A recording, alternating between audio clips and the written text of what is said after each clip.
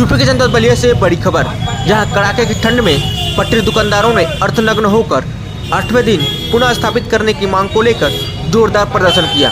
बता दें कि यूपी के जनपद बलिया में हो रही प्रधानमंत्री स्वनिधि योजना के लाभार्थियों एवं गरीब दुकानदारों पर ताबड़तोड़ बुलडोजर की कार्रवाई पर तत्काल रोक लगाने की मांग और पुनः स्थापित करने की मांग को लेकर इस भयंकर कड़ाके की ठंड में पटरी दुकानदारों ने अर्धनग्न होकर जोरदार प्रदर्शन किया।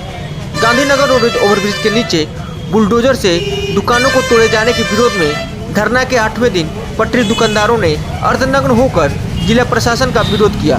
इस प्रदर्शन के दौरान देखा जा रहा है कि वृद्धावस्था से लेकर उनके बच्चे भी इस धरना में शामिल हैं और अपने अपने बच्चों की रोजी रोटी के लिए प्रदर्शन कर रहे हैं। चल रहे धरना के 8वें दिन भी कोई अधिकारियों ने इन दुकानदारों से वार्ता नहीं किया। पीड़ितों ने कहा कि अगर मांग पूरी नहीं हुआ तो इसी धरना स्थल पर हम अपनी जान दे देंगे। क्या नाम है आपका? सुभाष चंद्र गुप्ता। अभी क्यों इस तरह कपड़ा उतार कर बैठे? यहाँ जो है 8 दिन पहले ज़बरदस्ती बुलडोजर से हम लोगों की दुकान तोड़ दी गई। हम लोग की दुकान जो है चाय मिठाई पान लिट्टी चोखा की दुकानें यहाँ थी।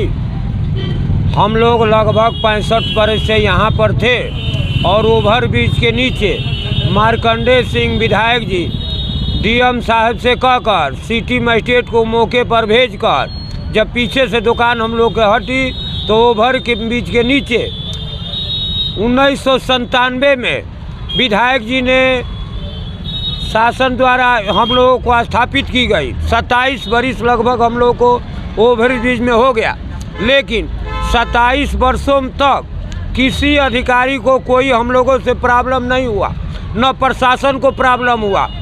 सारे लोग खुशहाल थे, इसलिए कि हम लोग ओवरब्रिज के नीचे अपने हद के दायरे में ही अपनी दुकान करते थे। हम लोगों के वजह से सड़क पर कोई यातायात बाधित नहीं थी, इसलिए प्रशासन हम लोगों से कोई छेड़छाड़ आज तक नहीं की।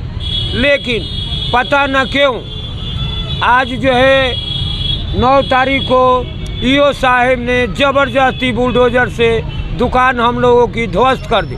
सरकार जो है मोदी जी योगी जी हम लोग गरीब को ऊपर उठाने के लिए लोन दे करके सभी दुकानदारों को कि भाई ये छोटे परिवार जो है तो सरकार से पैसा ले करके ये थोड़ा अपना दुकान भी बढ़ा करके अपने बच्चों को बढ़िया से खिलाए पिलाए और सरकार का भी एमआई जो है समय पर वहन करते रहे। लेकिन अब इस समय जो है हम लोगों के पास भूखमरी की हालत में चल रहे हैं। मान लीजिए खाने का मोहताज है, बच्चे जो है पढ़ाई छोड़कर घर बैठे हुए हैं। मान लीजिए इसी से हमारे बच्चे पढ़ते भी थे और खाते भी थे और स्वस्थ रहते थे।